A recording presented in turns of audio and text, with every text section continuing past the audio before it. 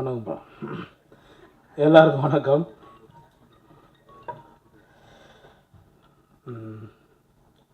முதல்ல நன்றி சொன்னா இந்த படத்தோட தயாரிப்பாளர் சார், நன்றி சார். ஏன்னா ரொம்ப கஷ்டப்பட்டு இந்த படத்தை பண்ணார், என்னால் இல்லை. அவர் ஃபைனான்ஸ் ரீதியாகவும் எல்லா விதத்துலேயும் ரொம்ப கஷ்டப்பட்டு அந்த படத்தை பண்ணார். அதுக்காக இந்த படம் ஓடணும் சார். கண்டிப்பாக சப்போர்ட் பண்ணுவோம் கடவுள் உங்களுக்கு. அடுத்து வினேஷ் சார், டைரக்டர். அவர் சொன்னார் கரெக்ட், உண்மை. நம்ம 15 வருஷத்துக்கு முன்னாடி தீக்குளிக்கும் பச்சை சார். வாங்க சார்.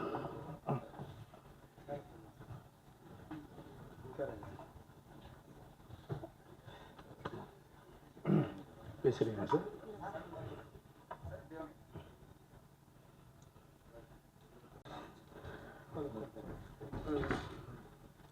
வணக்கம் சார். தானு சார். ஒரு 15 வருஷத்துக்கு முன்னாடி தீக்குளிக்கும் பச்சை மரம் படத்தில் வந்து பிரச்சனை ஹீரோ. அவர் சொன்ன மாதிரி, சார் சொன்ன மாதிரி வினேஷ் சார் டைரக்ஷன் பண்ணார். அதில் ஒரு சின்ன கேரக்டர் பண்ணோம் நாங்கள். அவரோட ஃப்ரெண்டு கேரக்டர் பண்ணோம். 1000 ரூபா சம்பளம் தரேன் அப்படின்னாரு. சரி ஓகேங்க அப்படின்னு. ரொம்ப வருஷம் விட்டு அதுக்கப்புறம் நாங்கள் எங்கள் 2 பேருக்கும் கான்டாக்ட் இல்லாமல் இருந்தது. ஒரு 5-6 வருஷத்தை விட்டு ஒரு ஃபோன் வந்தது. அந்த வாய்ஸ் கேட்டு தான் நான் வந்து பேர் கூட கேட்காம வினேஷ் சார் எப்படி இருக்கீங்கன்னு ரொம்ப ஷாக் ஆகிட்டார். ஏன்னா நான் பழசை மறக்க மாட்டேன். நமக்கு 1 ரூபா 2 ரூபா கொடுத்துனே நான் மறக்க மாட்டேன். அதுக்கப்புறம் நான் பேச ஆரம்பித்தேன். பேசி வாங்க சார் நேரில் மீட் பண்ணலாம் அப்படின்னு. ஒரு 5 நிமிஷம் தான் லைன் சொன்னார். அவரோட பிரச்சனையே சொன்னார். ஓகே படம் பண்ணலாம் சார், நீங்கள் படம் ஸ்டார்ட் பண்ணுங்க அப்படின்னு. பண்ண படம் தான் இந்த படம். இந்த படத்தில் நடித்த எல்லாருக்குமே நான் நன்றி தெரிவிச்சுக்கிறேன். மேடம் உங்களுக்கும், அப்புறம் அறிவு பாலா, சாந்தி அக்கா, நிறைய பேர் இருக்காங்க.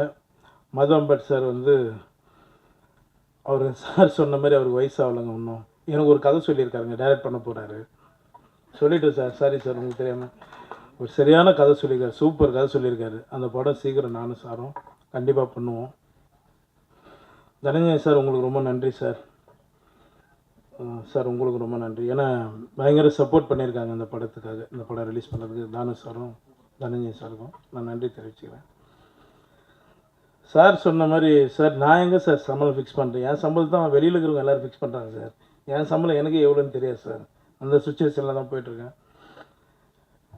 நீங்கள் சொன்ன மாதிரி நாங்கள் எல்லாம் சம்பளம் கம் பண்ணுறோம் சார். நீங்களே அனுப்புங்க சார், யார் ஒன்றாலும் அனுப்புங்க, நல்ல கதை கிட்ட அனுப்புங்க. சொல்கிற சம்பளத்தை நீங்களே வாங்கி கொடுத்துருங்க. அதை கேட்டால் தான் இங்கே எதிரி ஆயிரும். அதான் உண்மை. இப்போ நம்ம வந்து நேற்று முந்தா நாள் வரல, யார் வேணாலும் என்ன வேணாலும் பேசுகிறாங்க. என் அசிஸ்டண்ட்டு என்கிட்ட ஒரு 3-4 வருஷம் ஒர்க் பண்ண ஒரு தம்பி ஒருத்தன் ஹீரோவை பண்ண போகிறேன்னு சொன்னான். ரொம்ப நல்ல விஷயம், போய் பண்ணுறா போட அப்படின்னா. ஆனால் அதில் 2 நாள் ஒர்க் பண்ணலாம்ண்ணா, நீங்கள் எனக்கு ஒரு வாய்ப்பு கொடுத்தீங்கன்னா அது நல்லாயிருக்குண்ணா அப்படின்னா. சரி ஓகேடா, நான் எவ்வளோ பேருக்கு போகிறோம் வாடா அப்படின்னு சொல்லி பண்ணேன். அந்த படத்துக்கு தான் நான் 7 லட்சம் கேட்டேன், 8 லட்சம் கேட்டேன்னாங்க. இது என் படம், நான் தான் வரணும், இல்லைன்னா தப்பு, நீங்களே நான் தப்பாக எழுதுங்க. இது என்னோட படம். எனக்கு அவங்க சொன்னாங்க, நாங்கள் வந்துட்டோம். நான் சொல்லிட்டோம்மா, இன்றைக்கி பெரியவங்க இருக்காங்க, அவங்க இதில் சொல்லட்டுமா? எனக்கு எவ்வளோ பேர் பணம் தரணும் தெரியுங்களா? லிஸ்ட் எடுத்து கொடுக்கட்டுங்களா? உங்களால் வாங்கி கொடுக்க முடியும்னா சொல்லுங்கள், நான் எடுத்து கொடுத்துறேன். ஏன் சார் உங்கள் லிஸ்ட் இருக்கான்னு என்ன கொடுக்குறோம், கண்டிப்பாக கொடுக்குறோம். இப்படி பேசாதீங்க. நாங்கள் சப்போர்ட் பண்ணி தான் நாங்கள் போயிட்டுருக்கோம். என்னை பொறுத்த வரைக்கும் நான் எல்லோரும் சப்போர்ட் பண்ணிகிட்ருக்கேன். இன்றைக்கி 50-60 கோடி சம்பளம் வாங்குகிற டைரக்டரும் கூட எங்கேருந்து ஆரம்பித்தாங்க நீங்கள் எல்லோரும் ஒரு முறை யோசிச்சிங்க, சரிங்களா? இந்த படம் ரொம்ப கஷ்டப்பட்டு, நான் ஜாஸ்தி பேசலை, எமோஷன் ஆகலை, அப்படியே ஃப்ரீயாக விட்டுருவோம். பேசுகிறவங்க பேசட்டும், கடவுள் பார்த்துக்குவோம், அவ்வளோதான். நான் எதுவும் பேசலைங்க. இந்த படத்துக்கு சப்போர்ட் பண்ணி இந்த படத்தை எப்படியாவது நீங்கள் தான் ஜெயிக்க வைக்கணும். உங்களோட ஆதரவு எங்களுக்கு வேணும். ரொம்ப நன்றி, எல்லாருக்கும் ரொம்ப நன்றிங்க. எனக்கு 6:30க்கு ஃப்ளைட்டு. நான் பெங்களூர் போனோம். அதனால தான் நான் 4:30 மணிக்கு போனேன்னு ஒரு 1/2 hour எக்ஸ்ட்ரா இருக்கேன். ரொம்ப நன்றிங்க, எல்லாருக்கும் ரொம்ப நன்றி. தேங்க்யூ. பத்திரிகை மற்றும் ஊடக நண்பர்களுக்கு இனிய மாலை வணக்கம். ரொம்ப ஃபாஸ்ட்டாக போகுது, எல்லாருமே தேங்க்யூ சொல்லிட்டு ஓடி போயிடுறாங்க. ரொம்ப ஆச்சரியமாக இருக்குது. ஜோராக கையை தட்டுங்க. படத்துக்கு நிறைய ஜோராக கை தட்டணும். ஆனால் அந்த தட்டுறதுக்கு முன்னாடியே அவங்க முடிச்சிடுறாங்க ஸ்பீச் எல்லாருமே. முதல்ல Zakir Ali, welcome to Tamil cinema. And Vinesh, welcome to Tamil cinema. And more than that, I'm very, very proud and happy to share the stage with Madhu Ambat sir, India's legendary cinematographer, and he deserves a round of applause. And his contribution to Indian cinema is very big. Malayalam cinema la அவ்வளோ பெரிய contribution. தமிழ்லையும் வந்து பல அற்புதமான படங்களை கொடுத்த மது Ambat sir. இந்த படத்துக்கு சினிமாட்டோகிராஃபர் நான் வந்து வினீத் சொல்லும்போது நான் சொன்னேன், மது அம்பட் சாரா, அவர் இங்கே டைம் கொடுத்தாரு உனக்கு அப்படின்னு சொன்னேன். அவர் சொன்னார், இல்லை சார், மது அம்பட் சார் ரொம்ப பழக்கம், என்னோட மலையாள படத்தில் ஃபஸ்ட் அவர் தான் பண்ணாருன்னாரு. அப்போ வந்து எந்தளவு Madhu Ambat sir is very choosy about films. அவர் என்ன படத்தை பண்ணணும்னு நினைக்கிறாருன்னா ரொம்ப சூஸியாக படங்கள் பண்ணுவார். அப்படி ஒரு படமாக ஜோரா கைத்தட்டுங்க படம் பண்ணது வந்து Madhu Ambat sir. You are really great. And in this age, after so many years, 50 years of achievement, you coming and being part of the promotion and supporting a film like this, hats off to you, sir. Hats off to you. God bless you with more health and more films for Indian cinema, for the pride of Indian cinema. Okay, we are really proud of you. And ரொம்ப சந்தோஷமாக இருக்குது. இங்கே வந்து என் நண்பர் ஸ்ரீதர், அப்புறம் வந்து டீனா மேம்லாம் சொன்னாங்க, நாங்கள் பாட்டில் அடித்தோம், யோகி பாபா சார் வந்து எதுவுமே பார்க்கல, எதுவுமே சொல்லனாரு. என் தலையில் அடிச்சிருந்தால் பிரச்சனையாக இருக்கும், ஏன்னா மண்டையில் ஃபுல்லாக ரத்தம் வந்திருக்கும். அவர் தலையில் அடித்தா எங்கே வரும்? இவ்வளோ முடி இருக்குது, ஒன்றுமே ஆகாது. பாட்டில் தான் உடையவே தவிர அவர் மண்டையில் ஒன்றுமே அடிபடாது. அதனால் பாட்டில் அடிச்சா சும்மா சேஃப் தான். அதாவது அவர் ஹெல்மெட்டை தலையிலே வச்சுருக்காரு, அதனால் அவருக்கு பிரச்சனை இல்லை. அதனால் வந்து நீங்கள் எவ்வளோ அடித்தாலும் அவர் தாங்க வருமா? இங்கே அடித்தாலும் தாங்க, அவ்வளோ நல்ல நண்பர். ஸோ ஸ்ரீதர் வந்து சொல்லும்போது, நான் ஒரு முக்கியமான கேரக்டர் பண்ணியிருக்கேன்னு சொல்லும்போது என்கிட்ட சொன்னார், சார் நான் வந்து பயங்கரமான ஒரு ஆன்டகனிஸ்ட் கேரக்டர் பண்ணியிருக்கேன் அப்படின்னாரு. Sridhar, waiting to watch. இந்த படத்தில் என்ன மாதிரி ஒரு பயங்கரமான ஆன்டகனிஸ்ட் பண்ணியிருக்கேன்னு பார்க்கணுன்னு ஆசைப்பட்றேன்ப்பா. வாழ்த்துக்கள், உன்னுடைய நடிப்பு கரியர் மிக பெருசாக வரணும். டீனா மேம், உங்களுடைய ரசிகர் நாங்கள்லாம். ஆக்ஷன் பேக்டு நீங்கள். இந்த படத்தில் என்ன மாதிரி கேரக்டர் பண்ணி நீங்கள் கலக்குறீங்கன்னு பார்க்கணும். அறிவிப்பாலா, நல்லா பேசுகிறீங்கப்பா, ஒன்றும் பயம் இல்லை. உன்னை படத்தில் நிறைய இடத்துல நல்ல நல்ல விதமாக பார்த்து நாங்கள் சந்தோஷப்படுறோம். உன்னோட வளர்ச்சியை பார்க்கும்போது சந்தோஷமாக இருக்குது. அதுவும் யோகி பாபா சார் உங்களுக்கு இவ்வளோ சப்போர்ட்டாக இருக்கிறத பார்க்கும்போதே ரொம்ப சந்தோஷமாக இருக்குது. அண்ட் இன்னும் நல்லபடியாக நீங்கள் வரணும். வினீஷ்க்கு என்னுடைய வாழ்த்துக்கள். வினீஷ், உங்களுடைய தமிழ் வரவு, நீங்கள் ஜோரா கைத்தட்டுங்கன்னு ஒரு நல்ல ஒரு கான்செப்டோட ஒரு படத்தை கொண்டு வந்திருக்கீங்க. எங்கிட்ட ஒரு மாதமாக பேசிகிட்டே இருக்கீங்க, இந்த படத்தை நான் உங்களுக்கு காமிக்கிறேன் சார், நாளைக்கு காமிக்கிறேன் சார், நாளைக்கு காமிக்கிறேன், நாளைக்கா, அப்புறம் நாளன்னைக்கு காமிக்கிறேன், அப்புறம் நாளன்னைக்கு காமிக்கிறேன் சொல்லிகிட்டே இருக்காரு, காமிக்கவே இல்லை. கடைசியில் நேற்று வந்துட்டு, சார் காமிக்கிறேன் சார், ஆனால் நீங்கள் ஃபங்க்ஷன் வாங்க சார். எங்க ஒரு மாதமாக பேசிட்டே இருக்கீங்க படம் காமிக்கிறேன்னு, ஆனால் இப்போ வந்து ஈவெண்ட்டுக்கு வாங்கன்னு சொல்கிறீங்களே என்ன? இல்லை சார், இந்த ஈவெண்ட்டுக்கு வாங்க சார், அப்புறம் படம் காமிக்கிறேன், எனக்கு போனஸ், நான் படம் ஈவெண்ட்டுக்கு வந்தால் படம் காமிக்கிறேன்னு. வந்தவரை யோகி பாபா சார் கேட்டார், சார் நீங்கள் படம் பார்த்துட்டீங்களான்னாரு. இன்னும் காமிக்கல சார் அப்படின்னு சொன்னேன். ஸோ வினீஷ், உங்களுடைய அந்த முயற்சி பிடிச்சிருக்கு. அன்பாக பேசி எல்லாரும் இது பண்ணுறது. இந்த படமும் அதே மாதிரி நீங்கள் எந்தளவு நல்ல என்டர்டெய்னிங்காக, எந்தளவு அன்பாக இருக்கீங்களோ அதே மாதிரி இந்த படமும் ரொம்ப சூப்பராக வந்திருக்கும் நான் எதிர்பார்க்குறேன். பார்த்துட்டு இருந்தால் நான் நிறைய பேசியிருக்கலாம், அதனால் கொஞ்சம் கம்மியாக தான் பேச வேண்டியிருக்கு. கடைசியாக மட்டும் பேசலைன்னா, முக்கியமாக பேசணுன்னா யோகி பாபா சாரை பற்றி பேசணும். நான் கலகலப்புலேருந்து நான் அவரோட ட்ராவல் பண்ணிகிட்ருக்கேன். கலகலப்பு, தியா வேலை செய்யணுக்குமார், அது பிறகு பல ஜேர்னி நான் பார்த்துருக்கேன். அவருடைய வளர்ச்சி, அவருடைய சக்ஸஸ் எல்லாமே அவருடைய உழைப்பு, அவருடைய திறமை, அவருடைய அந்த முயற்சி. இன்ஃபேக்ட் பெரிய இன்ஸ்பிரேஷன் ஃபார் பல பேருக்கு பெரிய இன்ஸ்பிரேஷன். நான் வந்து கலகலப்பு ஷூட்டிங் அப்போ பார்த்துருக்கேன். அங்கே காரைக்குடியில் ஒரு ஷூட்டிங்கில் பின்னாடி நின்றுட்டு ஒரு சின்ன கேரக்டர் சுந்தர் சி சார் கொடுத்தாரு. அப்புறம் தியாவால சேனகுமார், நாங்கள் வந்து இங்கே மயிலாப்பூரில் ஒரு இடத்துல ஷூட் பண்ணிட்டு இருக்கோம். அந்த பில்டிங்கில் எல்லா அடிதடிகாலும் கூட ஒன்று நின்றுட்டு இருந்தார். அப்போ நான் ஷூட்டிங்கில் இருக்கும்போது பார்க்கும்போது எங்கிட்ட வந்து, சார் நான் தான் யோகி பாபு அப்படின்னு பேசியிருந்தார். அப்போல்லாம் நம்ம வந்து ஷூட்டிங் ஸ்பாட்டில் பார்க்கும்போது ஓகே இவரும் ஒரு கேரக்டர் ஏதோ பண்ணுறாரு அப்படின்னு நினைப்போம். ஆனால் அதுக்கு பிறகு என்ன மாதிரி ஒரு வளர்ச்சிகள், என்ன மாதிரி அற்புதமான படைப்புகள். இப்போ சமீபத்தில் டூரிஸ்ட் ஃபேமிலி படத்தில் அவருடைய காமெடி, அந்த கவுண்டர் காமெடியை அவ்வளோ பேர் அப்ரிஷியேட் பண்ணி அவ்வளோ இடத்துல சிரிக்க வச்சிருந்தார். அந்த படைப்பில் அவருக்கு ஸ்கோப் இருந்ததுன்னா அற்புதமான ஒரு நடிப்பை கொடுக்குற ஒரு கலைஞனா யோகி பாபு இருக்காரு. அவரை நம்ம எல்லாருமே என்கரேஜ் பண்ணணும், வாழ்த்தணும். இந்த சேம் டைம் சில பேர் வந்து திடீர்னு மேடை கிடைச்சதுன்னா ப்ரொமோஷனுக்கு வரதில்லை, ப்ரொமோஷன் வரதுக்கு 7 lakhs கேட்குறாரு அப்படின்னு சில நண்பர்லாம் சொல்லும்போது எனக்கு ஷாக்காக இருந்தது. ஏன்னா அவரை நான் பல ப்ரொமோஷனில் பார்த்துருக்கேன். இப்போ இந்த ப்ரொமோஷனுக்கு அவங்க கூப்பிட்ட உடனே அவர் சொன்னது, நான் ஷூட்டிங் போனேன் சார், அதுக்கு முன்னாடி எனக்கு 1 மணி நேரம் நான் வந்துடுறேன் இந்த படத்துக்கு அப்படின்னு அவர் சொன்னார். ஸோ அதை வந்து என்கிட்ட டைரக்டர் சொல்லும்போது நான் அப்போ வந்து கேட்டேன், எதுக்கு இப்படியெல்லாம் பேசுகிறாங்க உங்களை பற்றி, எனக்கு தெரியவே இல்லை சார் அப்படின்னாரு. ஒரு விஷயம் என்னென்னா, ஒரு தயாரிப்பாளராக இருந்தாலும் சரி, யாராக இருந்தாலும் சரி, ஒரு படைப்பாளியோ இல்லை ஒரு நடிகரையோ குறை சொல்கிறதுக்கு முன்னாடி உண்மை என்ன நம்ம தெரிஞ்சுட்டு பேசினா நல்லாயிருக்கும். அந்த படத்தில் அவருடைய கேரக்டர் என்ன, எவ்வளோ முக்கியத்துவமான கேரக்டர். அவர் வந்து உண்மையிலே இந்த படத்தில் அவர் முக்கியமான ஒரு கேரக்டர் பண்ணியிருக்காரு. ஒரு 10-15 நாள் ஆக்ட் பண்ணியிருக்காருன்னா அவரை ப்ரொமோஷன் கூப்பிட்றதுலையும் ஒரு லாஜிக் இருக்குது. அதை ப்ரொமோட் பண்ண வேண்டியதும் அந்த நடிகருடைய கடமையாக நான் பார்ப்பேன். இந்த படத்தில் அவர் தான் ஹீரோ, 25 நாள் 30 நாள் நடிச்சிருக்காரு. அப்போ ப்ரொமோஷன் வர்றதுன்றது அவருடைய கடமை, அது வந்திருக்காரு. அப்படி இல்லாமல் அவரை பல படங்களில் நான் பார்த்துருக்கேன் கேமியோ. நான் படங்கள் பார்த்துட்டு இருக்கிறதோடு சொல்கிறேன், அவர் படங்களில் கேமியோவை கூப்பிடுவாங்க. திடீர்னு பார்த்தா ஒரு 2 சீனில் இருப்பார். திடீர்னு பார்த்தா ஒரு நாள் நடிச்சிருக்காருன்னு நினைக்கிறேன் அந்த படத்தில். அந்த படத்தினுடைய ப்ரொமோஷனுக்கெல்லாம் அவர் வந்து உட்காரணும்னு நினச்சிக்கிறது எந்த அளவு நியாயம்னு எனக்கு புரியல. ஸோ ப்ரொமோஷன் வரதில்லை யோகி பாபு அவர்கள்.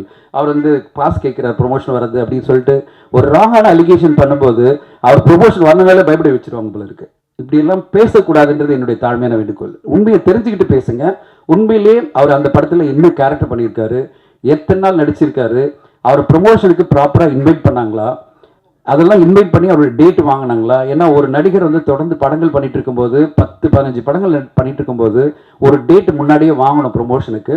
அந்த டேட்டை வாங்கின பிறகு அவர் வரலன்னா ஏன் வரலன்னு கேட்கறதுல எல்லா நியாயமும் இருக்கு. அது இல்லாமல் சகட்டு மேடிக்கு மேடை கிடைச்சதுன்னு சொல்லிட்டு ஒரு கலைஞனை எந்த விதத்திலும் பாதிக்கக்கூடாதுன்றது என்னுடைய தாழ்மையான வேண்டுகோள். ஊடக நண்பர்கள் எல்லோருமே அவருக்கு இந்த புரிதலோட அவருக்கு சப்போர்ட் பண்ண நான் எதிர்பார்க்குறேன். அவரோட அடுத்த படம் நான் பண்ணுறதுக்காக இதெல்லாம் நான் பேசல, உண்மை பேசணும். எப்பவுமே ஒரு கலைஞரை ஹர்ட் பண்ணுற மாதிரி, அதாவது காயப்படுத்துகிற மாதிரி நம்ம வார்த்தைகளை சொல்லிட்டு அவர் ஏதோ எல்லா படங்களுக்கும் ஏதோ துரோகம் பண்ணுற மாதிரி, ஏதோ ப்ரொமோட் பண்ணாமல் எல்லா படங்களும் இது பண்ணுற மாதிரிலாம் பேசுறது என்னை பொறுத்தவரைக்கும் ஏற்றுக்கவே முடியாது. நான் அவரோட வந்து காற்றின் மொழி ஒரு படத்தில் வந்து திடீர்னு ஒரு டிஸ்கஷன் போது சொன்னாங்க, சார் அவர் ஒரு கேமியோ பண்ண சொல்லலாம் அப்படின்னும் போது நான் ஃபோன் பண்ணி சொன்ன உடனே சொன்னார், சார் எப்போ சார் வந்துடுறேன் சார், ஷூட்டிங் ஈவினிங் வச்சுக்கலாமா சார், வந்து ஆஃப் டே இல்லை ஃபுல் டே இருந்து என் கூட ஷூட்டிங் பண்ணி முடிச்சு போயிட்டு மறுநாளே வந்து டப்பிங் பண்ணி கொடுத்துட்டு அப்படியே போயிட்டாரு. ஸோ நம்ம கூப்பிட்டா போகிறோம், நம்ம கரெக்டான கேரக்டராக அது இருந்தாலே போகிறோம். அப்போ அந்த படத்தினுடைய ப்ரொமோஷன் நாங்கள் யோகி பாபு சார் வாங்கன்னு கேட்குறது நியாயமே கிடையாது. ஏன்னா அது ஆஃப் டே 1 டே வந்துட்டு போனார், ஒரு 2 சீன் வந்துட்டு போனார்ன்றதுக்காக நீங்கள் ப்ரொமோஷனில் அது காட்டுச்சு பண்ணுங்கன்றது எந்த வகையில் நியாயம்? அந்த மாதிரி நம்ம படைப்பில் எந்த அளவு அவருடைய இன்வால்மெண்ட் இருக்கோ அதுபடி அவருடைய டேட்டு கேட்குறதும் ப்ரொமோஷனில் பார்ட்டிசிபேட் பண்ண சொல்கிறதும் நியாயமான விஷயமா இருக்கும். நம்ம ஊடகங்கள் எல்லோருமே அவருக்கு அந்த வகையில் புரிதலோட சப்போர்ட்டாக இருக்கணுன்றது என்னுடைய கோரிக்கை. இந்த படம் 16ஆம் தேதி வருது. அண்ட் 16ஆம் தேதி ஒரு ஆச்சரியமான விஷயம் என்னென்னா 3 கலைஞர்களும் காமெடிலாம் இருந்து இன்னைக்கு அவங்க ஹீரோ நடிக்கிற படங்கள் வருது. ஒன்று வந்து சந்தானம் சாரனுடைய டிடி நெக்ஸ்ட் லெவல் அப்படின்ற படம், இன்னொன்று வந்து சூரிய சாரனுடைய படம் மாமன் வருது. அட் த சேம் டைம் நம்முடைய யோகி பாபா சாரனுடைய படம் காமெடியனாக இருந்து அவர் ஒரு மெயின் ப்ரொடகனிஸ்டாக இருக்கிற ஜோரா கைத்தட்டு படமும் வருது. 3 காமெடியனுடைய படம் ஹீரோவா, காமெடின்னு சொல்லாமல் 3 காமெடியன் ப்ரொடகனிஸ்டாக நடிக்கிற படம் 3 படங்கள் வருது இந்த 16ஆம் தேதி. கண்டிப்பாக தமிழ் சினிமா ஆடியன்ஸ்க்கு ஒரு மிகப்பெரிய என்டர்டெயின்மெண்ட் காத்திருக்குன்னு நினைக்கிறேன். 3 படமும் சிறப்பாக வெற்றி அடையணும்னு எதிர்பார்க்குறேன். ஒரு விஷயம் மட்டும் சொல்கிறேன், ஒருத்தர் சொன்னார், எடிட்டர் சொன்னார், 6-7 பேர் வந்தாங்க, 6-7 பேர் வந்து எல்லாமே யோகி பாபு சாருக்கு வந்து நாங்கள் டேட் வாங்க போகிறோம், நாங்கள் படம் பண்ண போகிறோன்னு. யோகி பாபு சார் ஒன்று சொல்கிறேன், எங்கிட்ட வந்து தமிழ் ஃபிலிம் ஆக்டிவ் ப்ரொடியூசர் அசோசியேஷனில் டீட்டெயில்ஸ் அனுப்புவாங்க யாரெல்லாம் நடிக்கிறாங்கன்னு. பல ப்ரொப்போஸில் பார்த்தா யோகி பாபு ஹீரோன்னு போட்டிருக்கோம். நான் வந்து கேட்பேன், டேட் வாங்கிட்டீங்களா அப்படின்னு சொல்லிட்டு. ஸோ அந்தளவு உங்களுக்காகவே பல கதைகள் உருவாக்கிட்டு வருது. பல இயக்குநர்கள் உங்களை நம்பி உங்கள் மூலமாக லான்ச் ஆகி அவங்களுக்கு ஒரு கரியர் கிடைக்காதான்னு காத்துட்ருக்காங்க. இந்த மாதிரி நிறைய படைப்புகள் வரணும். At the same time hero நடிக்கும்போது கொஞ்சம் கம்மியாக சம்பளம் வாங்கிக்கணும்னு கேட்டுக்கிறேன். நீங்கள் காமெடியாக பண்ணும்போது பர் டேக்கெல்லாம் கொஞ்சம் எக்ஸ்ட்ரா வாங்கிக்கிங்க, ஒன்றும் ப்ராப்ளம் இல்லை. உங்களை நம்பி ஹீரோவாக ஒரு படம் நாங்கள் பண்ணோம்னா எந்த ப்ரொடியூசர் பண்ணாலும் சார் கன்செஷன் சார் அப்படின்னு சொல்லுங்கள். என்கிட்ட எஜ்ஜே சூர்யா சார் உதவி சொல்லியிருக்காரு, அதை உங்களுக்கு நான் சொல்லிடுறேன். எஜ்ஜே சூர்யா சார் என்ன சொல்கிறார், நான் உதவி போய் பேசும்போது, சார் வில்லனாக நடிக்கணும் கூப்பிட்டீங்கன்னா எனக்கு இந்த சம்பளம் கொடுக்கணும், நான் ஹீரோன்னு சொல்லுங்கள், நீங்கள் சொல்கிற சம்பளத்தை எடுத்துக்கிறேன்னாரு. சரியா சார், ஏத்துக்கிறீங்களா சார்? இங்க இருக்கிற இந்த இது மூலமா எல்லாரும் சொல்ற கிளியர் கட்டா அவர் சொல்றாரு, யோகி பாபு சார் என்ன அனௌன்ஸ் பண்ணியிருக்காருன்னா, என்ன ஹீரோவா படத்துல வச்சிங்கன்னா நீங்க ஃபிக்ஸ் பண்ற சம்பளத்தை நான் நினைக்கிறேன் சொல்லியிருக்காரு. எல்லா தயாரிப்பாளர்களும் வரப்பிரசாதம் நான் பார்க்குறேன். அவருக்கான கதைகள் பலது இருக்கு, பல டைரக்டர் கிட்ட. அந்த படங்கள் எல்லாம் யோகி பாபு சார் ஹீரோவா நடிச்சு தமிழ் சினிமாவுக்கு பல வெற்றி படங்களை கொண்டு வரணும்னு கேட்டுக்கிறேன். யோகி பாபு சார் என்றைக்கும் உங்க முருகன் உங்க கூடவே இருப்பாரு, பல வெற்றிகளை கொடுப்பாரு. யாரும் உங்களை ஒன்றும் பண்ண முடியாது. உங்க வெற்றிகள் பல மடங்கு உயர்ந்துகிட்டே இருக்கும். இன்னும் பல வருஷங்கள் கொடி கட்டி பரப்பிங்கன்னு வாழ்த்து சொல்றேன். இந்த படம் ஜோரா கையை தட்டணும், எல்லா மக்களும் கைத்தட்டி ரசிச்சு மிகப்பெரிய வெற்றி படமா மாற்றுவாங்கன்னு எதிர்பார்க்கிறேன். அண்ட் வாய்ப்பு கொடுத்ததுக்கு நன்றி. ஊடக நண்பர்கள் அனைவருக்கும் மிக்க நன்றி. Thank you so much. Thank you so much sir. உங்கள் presence means a lot to the team. அடுத்தபடியாக I'd like to invite the director of the... Not my strength. Visuals are my strength. I was really happy when Vinish came up with this project. Yogi Babu was wonderfully helpful. He was so cooperative. Shanti, I know for so many years, we all enjoyed the work. Th- Thank you all. Zaki was a wonderful producer. No interference, nothing. Uh, I hope you all enjoy the movie. 16th we are releasing it. Hope it will, you all will. It's a different kind of movie. Hope you will like it. All the best, Vinesh, Zakir, Yogi Babu. All the best. Thank you. என்னோட தமிழ் மொழியில் கொஞ்சம் மலையாளம் கலந்துருக்கும். ஏன்னா நான் basically வந்து மலையாளி. ஆனால் அது பெரிய தப்பு இல்லைன்னு நினைக்கிறேன். ஏன்னா மலையாள மொழியோட தாய்மொழி வந்து தமிழ் மொழி. அந்த வரலாறு யாருக்கும் தெரியாது. அதை விட இப்போது உட்கார்றவங்களுக்கு எத்தனை பேருக்கு தெரியாது. இப்போ கேரளா தமிழ்நாடுங்கிறது எல்லாமே இந்தியா அப்படிங்கிற ஒரு கண்ட்ரி வந்ததுக்கப்புறம் தானே ஆயுது. அதுக்கு முன்னாடி மட்ராஸ் ஸ்டேட்டோட பார்ட்டாக இருந்துச்சு. நான் எல்லாமே தங்குற இடம் மலபார் அப்படிங்கிற ரீஜியன் மட்ராஸ் ஸ்டேட்டோட பார்ட்டாக இருந்துச்சு. 1950s அப்புறம் தான் அது கேரளமாக மாற்றிட்டாங்க. தமிழ்நாடை லாங்குவேஜ் வைஸாக மாற்றிட்டாங்க. அது சொல்கிறேன் என்னென்னா, எல்லாத்துக்குமே கல்ச்சரல் வைஸ் எல்லாமே ஒன்று தான். சவுத் இந்தியன் நமக்கு தெரியும், அந்த திராவிட ராஷ்ட்ரியம் அப்படிங்கிறது அது சவுத் இந்தியாவிலே ஒரே ராஷ்ட்ரியம் தான், ஒரே அரசியல் தான். அதை நான் சொல்ல வந்து அது பொலிட்டிக்கலி மட்டும் இல்லை, அது சோஷியலி நிறைய விஷயங்கள் எல்லாமே ஒரே மாதிரி தான் இருக்கும். அதான் நான் சொல்ல வந்தேன். ஸோ என் பேச்சில் ஏதாச்சும் மலையாளம் கலந்து வரும்போது மன்னிச்சுக்கோங்க. இந்த படத்தை பற்றி நான் என் கஷ்டத்தை பற்றி பட்ட பாடை பற்றி சொல்கிறதுக்கு நான் விரும்பலை. எல்லா ட்ரெய்லர் லான்ச்சுக்கும் எல்லா ஆடியோ லான்ச்சுக்கும் அது நீங்கள் காதில் வாங்கிட்டே இருக்கும். அது புது கதையே கிடையாது. நான் அதை பற்றி எதுவுமே சொல்ல விரும்பலை. ஒரு முக்கியமான விஷயம், நான் வந்துட்டு 2013 தீ குளிக்கும் பச்சை மரம்னு ஒரு படம் பண்ணியிருந்தாங்க. எதையும் தெரியாமல், இப்போ தெரியும் நான் சொல்லலை, எதையும் தெரியாமல் நாங்கள் ஒரு டீமாக வந்து எதுவுமே பேசக்கூட தெரியாமல் நாங்கள் இங்கே வந்து சினிமாங்கிற ஒரு ஒரு பாசத்தை வச்சு அந்த ஒரு கான்ஃபிடென்ஸ் மட்டும் வச்சு, அந்த தன்னம்பிக்கை மட்டும் வச்சு வந்துட்டாங்க. நாங்கள் கொஞ்சம் பேர் வந்துட்டு 2013 தீ குளிக்கும் பச்சை மரம் நிறைய கொஞ்சம் பேருக்கு இப்போவும் தெரியும்னு நினைக்கிறேன். அந்த படத்தை பற்றி நிறைய விமர்சனம் எல்லாமே நல்லா வந்துட்டு இருந்தாங்க. ஆனால் கமர்ஷியலி பெருசாக போகல. எங்களுக்கு அந்த ப்ரொமோஷனை பற்றியும் தெரியலை. நான் இது சொல்ல வர்றதுக்கு காரணம் ஒன்றும் இல்லை. அன்றைக்கி ஒரு ஜூனியர் நடிகராக வந்திருந்தாங்க. ஒரு கிட்டத்தட்ட 300-400 பேர் வந்திருந்தாங்க. என்கிட்ட சார் எனக்கு ஒரு வாய்ப்புன்னு சொல்லிட்டு. ஸோ என்னோடய மேனேஜர் மூலமாக இன்னொருத்தர் வந்துருந்தாங்க. வந்து சார் எனக்கு ஒரு வாய்ப்பு கிடைக்குமான்னு கேட்டேன்.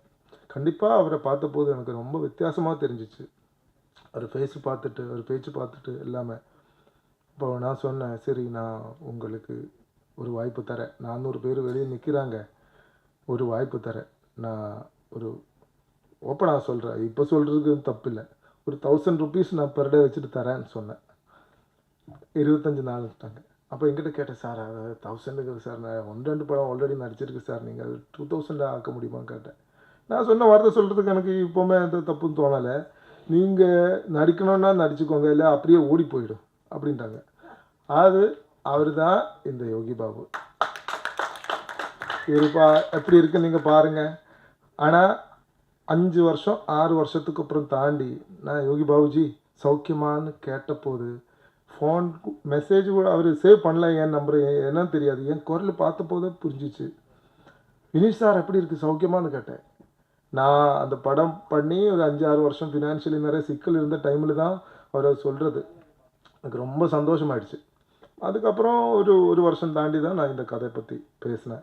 இந்த கதையை பற்றி எதுவும் பேசலை, நான் எனக்கு ஒரு கதை சொல்ல வேண்டியதாக இருக்குன்னு மட்டும் தான் சொன்னேன். அப்போது போகும்போது இது கூட சேர்ந்து நான் ப்ரொடியூசர் பற்றியும் சொல்லணும். என்னென்னா, போகும்போது நான் ப்ரொடியூசர்கிட்ட சொன்னேன், ஜி நான் யோகி பாபுஜி என்னோட நல்ல நண்பன், இப்போது என் மேலே நிறைய பாசம் வச்சுருக்காங்க, நான் ஒரு கதை அவர்கிட்ட தான் சொல்ல போகிறோம், மறுபடியும் நான் தமிழ் படம் பண்ணுற மாதிரி இருக்குது, அவர் டேட்டு சொல்லிட்டிங்கன்னா தரேன்னு சொல்லிட்டிங்கன்னா நீங்கள் ஓகேவான்னு கேட்டேன். அப்போது என்னதை விட டெய்லி 2 தடவை 3 தடவை தடவை படம் பார்ப்பாங்க. தமிழ் படமாக இருக்கட்டும், மலையாள படம், ஹிந்தி படமாக இருக்கும். இப்படிப்பட்ட ஒருத்தரை நான் உலகத்திலே பார்த்தேன். நான் சும்மா சொல்லலை, நம்ம ப்ரொடியூசர் அந்த மாதிரி ஒரு ஆள். காலையில் பார்ப்பாங்க, சாப்பிடும்போது பார்ப்பாங்க, பாத்ரூம் போகும்போது பார்ப்பாங்க, எப்போவுமே பார்த்துட்டே இருக்கு இவர். 5 நேரம் நமாஸ் ப்ளஸ் 3 படம், இதுதான் இவரோட முறை. இது எனக்கு எல்லா உலகத்தில் எல்லா படம் இவர் பார்த்துட்டு தான் இருக்குது. அவ்வளோ அப்டேட்டாக இருக்குது. நீங்கள் பேசும்போது எல்லாமே அப்படி இல்லைன்னு உங்களுக்கு தோணலாம், ஆனால் அது அப்படியே கிடையாது. அப்போது நான் சொல்கிறேன் வந்துட்டு, சரி நான் வரேன், யோகி பாபு தானே, ஏதாவது இப்படி படம் போய் அந்த படம் இந்த படம் அதெல்லாம் நிறைய அப்டேட்டாக இருக்காரு. கேட்ட உடனே சரி நான் வரேன், டேட்டு சொல்லிட்டீங்கன்னா நான் வரேன்ட்டாங்க. ஓகே சொல்லிட்டீங்கண்ணா. வந்தாச்சு. நான் கதை பற்றி நான் பைண்டட் ஸ்கிரிப்டாக வந்தேன், எதுவுமே கதை பற்றி கேட்கல. என் சூழ்நிலை பார்த்து தெரிஞ்சிருக்கலாம்.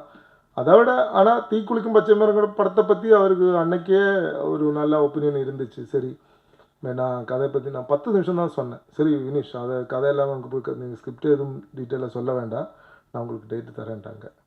அப்போவுமே நான் அடுத்த நாளில் ஏதோ அட்வான்ஸ் கொடுத்து அதுலேருந்து ஆரம்பித்த பயணம். இப்போது கொஞ்சம் சிக்கல்கள் எல்லாமே நடுவில் ஃபினான்ஷியல் சிக்கல் எல்லாமே வந்துருச்சு.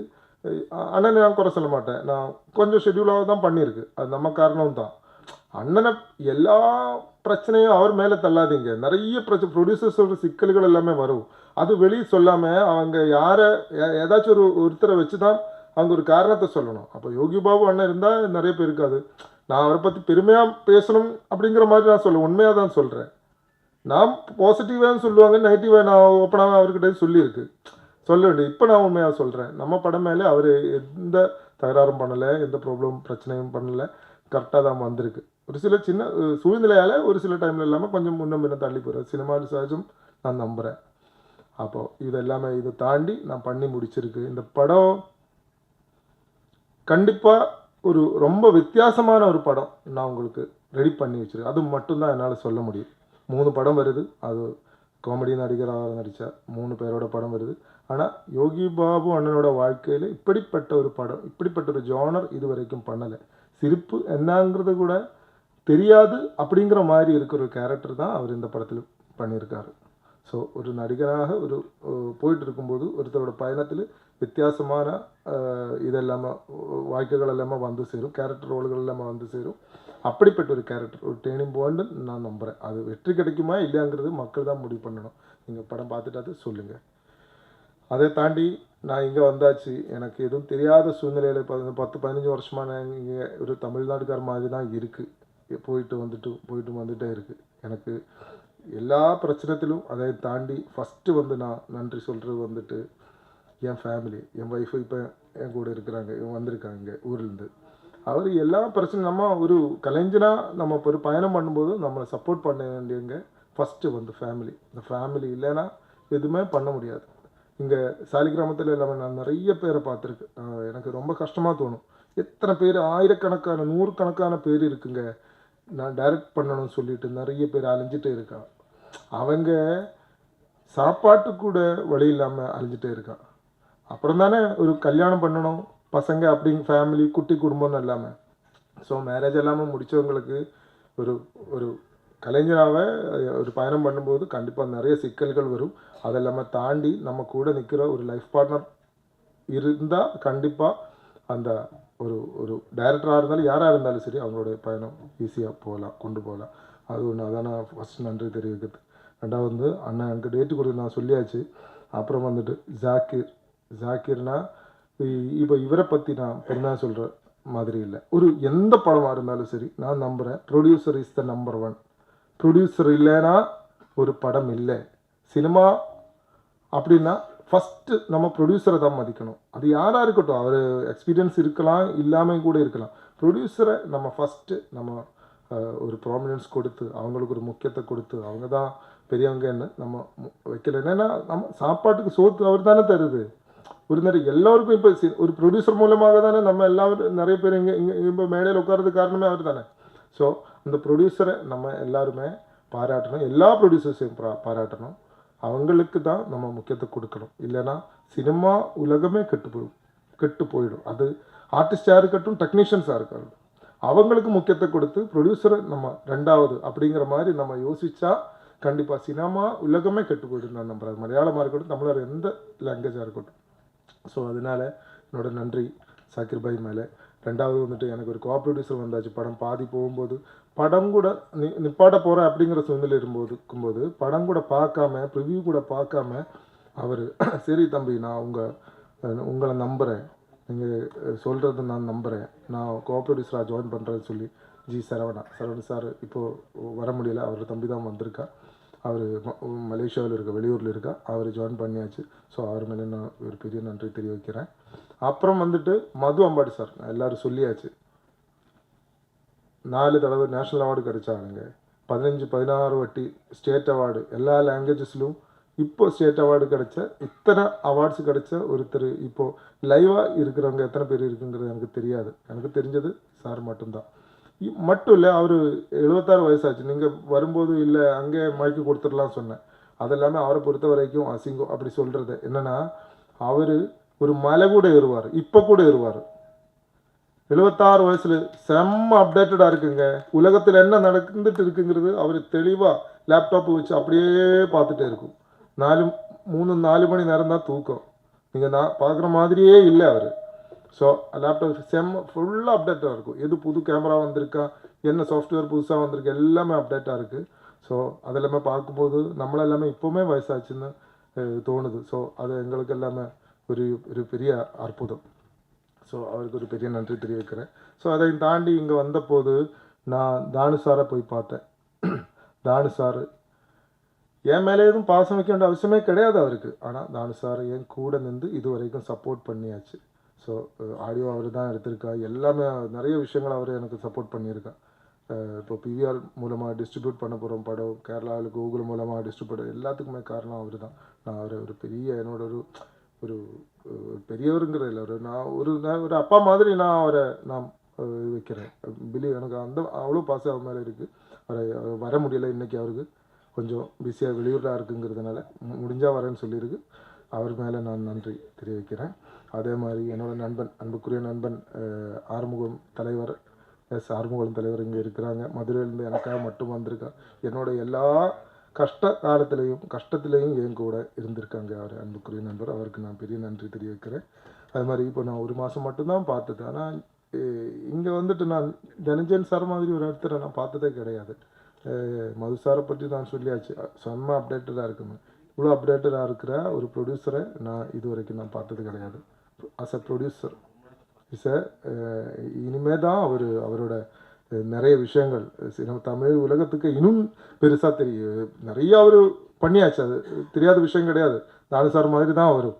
ஆனால் இதுக்கு மேலே அவர் வரப்போகிறேன்னு, இன்னும் நிறைய பண்ண வேண்டியது இருக்குது, பண்ண போகிறேன்னு நான் நம்புகிறேன். எனக்கு ஒரு மிகப்பெரிய நன்றி நான் அவருக்கும் தெரிவிக்கிறேன். எல்லாருக்கும் வணக்கம். என் பேர் மேனகா. ஸோ நான் Menaka. I am so happy to be a part of KKD ஜோரா கைத்தட்டு. எனக்கு சுஜா கேரக்டர் பண்ணியிருக்கேன். It's a journalist cum reporter character பண்ணியிருக்கேன் த்ரூ த மூவி. அண்ட் எனக்கு இந்த வாய்ப்பு கொடுத்த டைரக்டருக்கு ரொம்ப நன்றி. ஸோ ஆக்சுவலி இது ஃபஸ்ட்டு கால் டேட் வந்தது எனக்கு 2022. அப்போ ஒரு கால் டேட் வந்தது. So next 2023. ஸோ 2024 ஃபுல்லாக எடுத்துக்கிட்டாங்க. It's 3 years, completely 3 years of hard work. இந்த வருஷம் எனக்கு ரிலீஸ் ஆகும்போது ஐ எம் ஸோ ஹாப்பி. எல்லாருமே தேட்டரில் பாருங்கள், சப்போர்ட் பண்ணுங்கள். Thank you so much. எல்லாருக்கும் வணக்கம். என் பேர் அருண் பாலா இல்லைங்க, அருவி பாலா. அதுக்கு ரொம்ப நன்றி. வந்திருக்கும் பத்திரிகை அனைவருக்கும், மீடியா அனைவருக்கும். எனக்கு கொஞ்சம் நர்வஸாக இருக்குது, பேசணுன்னா கொஞ்சம் லைட்டாக ஸ்கிரிப்ட் இல்லாமல் கொஞ்சம் உதறது, வேறு எதுவும் இல்லை. ஏன்னா தப்பாக பேசினா மன்னிச்சிருங்க. ஃபஸ்ட் வந்திருக்கவங்க அனைவருக்கும் நன்றியும் வணக்கம் தெரிஞ்சுக்கிறேன். இந்த படம் எனக்கு கொஞ்சம் ஸ்பெஷல். ஏன் அப்படின்னா இந்த படத்து மூலியமாக தான் எனக்கு வேட்டைன்ற வாய்ப்பு கிடச்சிது. ஏன்னா நாளைக்கு ஷூட் வச்சுட்டு இன்றைக்கி நைட்டு நான் கிளம்பணும்னு சொல்லிட்டு வினிஷாட்ட போய் நிற்கும்போது இல்லவே முடியாதுன்னு சொல்லாமல் என்னை சீக்கிரம் முடிச்சு அனுப்பிச்சினது வினிஷா தான். அதுக்கு முன்னாடி மது அம்பட் சார் தான் இந்த படத்துக்கு கிடைக்கிறதுக்கு காரணமாக இருந்தது. அன்றைக்கி சும்மா போய் பார்க்க போனோன்னே இவன் நல்லா இருக்கானே, இவனே நடிக்க சொல்லுவோம் அப்படின்னு சொன்னது வினிஷ் சார். ஸோ அப்படி தான் இந்த படம் ஜேர்னி ஆரம்பித்தது. இந்த மேடையை நான் யூஸ் பண்ணி நான் மது அம்பட் சாருக்கு அவருடைய சினிமா வாழ்க்கையின் 50வது வருஷ வாழ்த்துக்களை நான் தெரிவிச்சுக்கிறேன். அதோட ப்ரொடியூசர் சார், நான் இது வரைக்கும் இன்றைக்கி தான் நான் ப்ரொடியூசராக பார்க்குறேன். ஏன்னா இவ்வளோ நாளாக கோ ஆர்டிஸ்டராகவே பார்த்துட்டு அதுவும் ஜாலியாக ஒரு ஹாஃப் டவுசர் போட்டு ஒரு கட் பண்ணின்னு போட்டால் எங்களுக்கெல்லாம் கேரளாவில் குளிரும் போது இந்த மனுஷன் நல்லா கோவா டூர் வந்த மாதிரி ஜாலியாக சுற்றிட்டு இருந்தார். ஸோ இன்றைக்கி தான் ஒரு ப்ரொடியூசராக பார்க்கும்போது ரொம்ப சந்தோஷமாக இருக்குது. அடுத்தது யோகி பாபண்ணன். நான் எல்லாரும் நிறைய சொல்லிட்டாங்க அண்ணனை பற்றி, நான் ஒன்றும் புதுசாக சொல்கிறதுக்கு இருந்தாலும் சொல்லணும்னா, நம்ம எவ்வளோ பெரிய பெரிய ஆர்டிஸ்ட் கூட வேலை பார்த்தாலும் எல்லாருமே நமக்காக யோசிப்பாங்களான்னு தெரியாது. அது ஒரு சிலர் மட்டும்தான். அந்த இடத்துல நான் பார்க்கும்போது நான் யோகி பாபன் நான் எப்பயுமே பார்ப்பேன். ஏன்னா வந்து ஒரு டைலாக் சொல்லும்போது ஆப்போசிட் என்ன டைலாக் சொல்லலாம், என்ன கவுண்டர் கொடுக்கலாம் அப்படின்றது அவங்க என்ன பண்ணலான்றது ஆஸ் ஆர்டிஸ்ட்டாக யோசிப்போம். பட் ஆனால் வந்து அண்ணன் மட்டும் என்னன்னா ஆப்போசிட்டில் இருக்கவங்க என்ன நமக்கு என்ன பேசணும், என்ன பேசினா நல்லாயிருக்கும், தம்பி நீ இதை பேசுகிறா, நீ இது பேசுகிறா, நான் இது சொல்கிறேன், நல்லா இருக்கும்டா அப்படின்னு வந்து ஒரு வாட்டியும் நம்மளை வந்து கோஆர்டினேட் பண்ணி கைட் பண்ணுற விஷயங்கள் வந்து ரொம்ப நமக்கு சந்தோஷமாக இருக்குது. அவர் கூட ஒர்க் பண்ணுறது இதோட 4வது படம். ஸோ 4வது படம் மாதிரி இல்லை, ஒரு படமும் எனக்கு புதுசாக தான் இருக்குது. ரொம்ப தேங்க்ஸ்ண்ணா, தேங்க்யூ ஸோ மச். அடுத்தது ஹீரோயின் மேம் வந்து கூட ஒரு 2-3 சீன் இருந்தாலும் ரொம்ப ஜாலியாக ரொம்ப ஃப்ரெண்ட்லியாக இருந்தது. Thank you so much. கடைசியாக லாஸ்ட்டில் வந்து நான் டேரக்டர் சாரோட முடிச்சுக்கிறேன். நான் இதோட எனக்கு ரொம்ப சாரி கேட்டுக்கிறேன் அண்ட் தேங்க்யூ சொல்லிக்கிறேன். எல்லாருக்கும் நன்றி. யாரெல்லாம் மிஸ் பண்ணியிருந்தேன்னா அவங்களாம் மன்னிச்சிருங்க. Thank you so much.